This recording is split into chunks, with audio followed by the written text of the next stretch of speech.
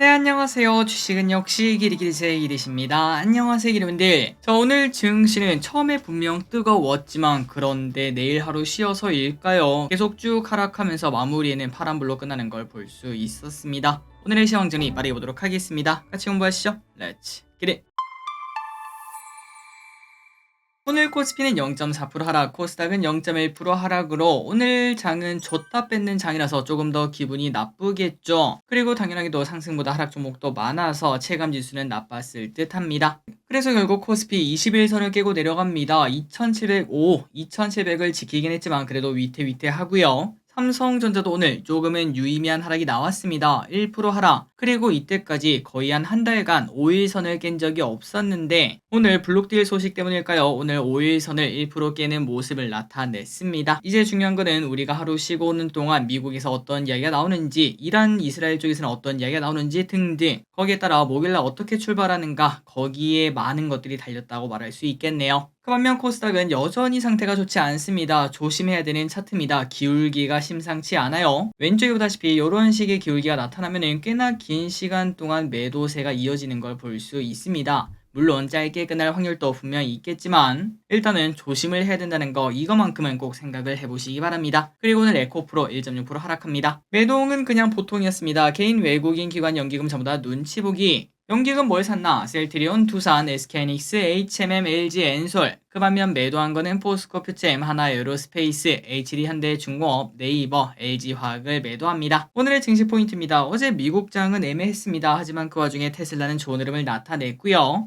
그 이유는 8월 8일에 로보택시를 공개한다, 이 이야기가 나오며 기대감이 터지는 모습이 나타났다고 합니다. 5%나 상승했다고 하네요. 다만 오늘 우리나라 삼성전자는 좋지 않았습니다. 이부진 사장이 상속세 마련을 위해서 블록딜을 했는데 어쨌든 예로부터 이러한 블록딜 소식은 고점의 신호 중 하나다, 이런 얘기가 나오지 않겠습니까? 물론 그렇다고 뭐 삼전이 이제부터는 뭐 계속 내려와서 6만 전자 갑니다, 이런 얘기는 절대 아닙니다. 다만 단기 조정의 가능성은 분명히 있고 한두 달 정도 이제 오른쪽으로 기어가면서 조금 쉬다가 다시 이제 올라가면서 9만 전자, 10만 전자 노릴 가능성도 분명히 있겠죠. 그리고 이런 걸 보는 건 항상 재밌습니다. 총선 이후에 코스피의 흐름을 보면은 총 6번, 그러니까 2020년 이후 6번이 있었는데 하락이 4번이고 상승이 2번이었다고 합니다. 그리고 중요한 거는 상승 2번 중 한 번은 바로 2020년 코로나가 시작했을 때 그때 있죠. 그때 이제 연초에 엄청난 하락을 하다 보니까 엄청난 상승이 뒤따라오지 않았겠습니까? 그때는 조금 특별한 상황인 거를 생각을 해 본다면은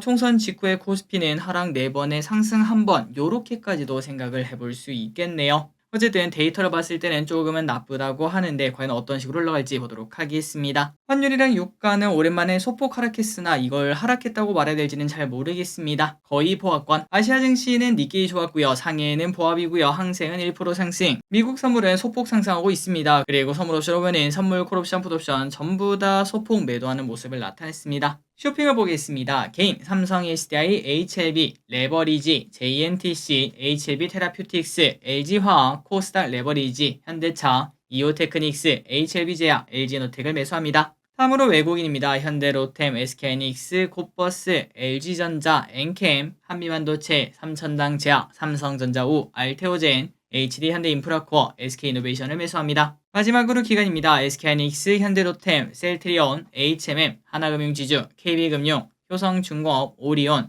고려아연, LNF를 매수합니다. 휴일째입니다. 내일은 총선입니다. 증시가 쉰다는 거 잊지 마시고요. 그럼에도 불구하고 저는 당연히 기름들이랑 공부를 할 예정입니다. 그리고 FOMC 의사록이 있고요. 미국 3월 CPI 발표가 있습니다. 다음으로 목요일입니다. 쉬고 왔더니 옵션 만기일이 바로 코앞에 있습니다. 매우 중요한 날이 될 것 같고 미국 PPI 발표가 됩니다. 오늘의 섹터입니다. 전력기기, 5G, 태양광. 전력기기 관련주가 좋습니다. AI로 인한 수요 확대 기대감이 나오며 가온전선 10% 상승, 대원전선 보합권, HD 현대일렉트릭 5% 상승, 효성중공업 3% 상승. 진짜 HD 현대일렉트릭이 말도 안 되는 기업인 걸 볼 수 있습니다. 5G 관련주가 조금 고개를 들었습니다. AI로 인한 트래픽 급성장 수혜 기대감이 나오고 있습니다. 에이스테크 5% 상승, KMW 2% 상승, 대한광통신 12% 상승, RFHIC 5% 상승. 하지만 엄청나게 뜨겁지는 않았습니다. 태양광이 조금 좋았습니다. 중국 태양광 패널 관세 검토 소식의 상승, HD 현대 에너솔루션 11% 상승, SDN 24% 상승. 이 친구는 좀 의미가 있겠죠. 거토양 확실하게 터졌습니다. 대명에너지 15% 상승, 하나솔루션 1% 상승. 대명에너지와 SDN을 좀 관심있게 봐야겠습니다. 이스라엘 관련주, 그러니까 인플레 관련주는 오늘 조금 쉬어갑니다. 이스라엘군 가자 지국에서 병력을 철수했다라는 이야기 때문인지 흥구석유 5% 하락, 흥하해운 8% 하락. 2차전지 관련주가 조금 고개를 들었습니다. 테슬라가 상승해서일까요? LG엔솔 0.2% 상승, 에코앤드림 20% 상승,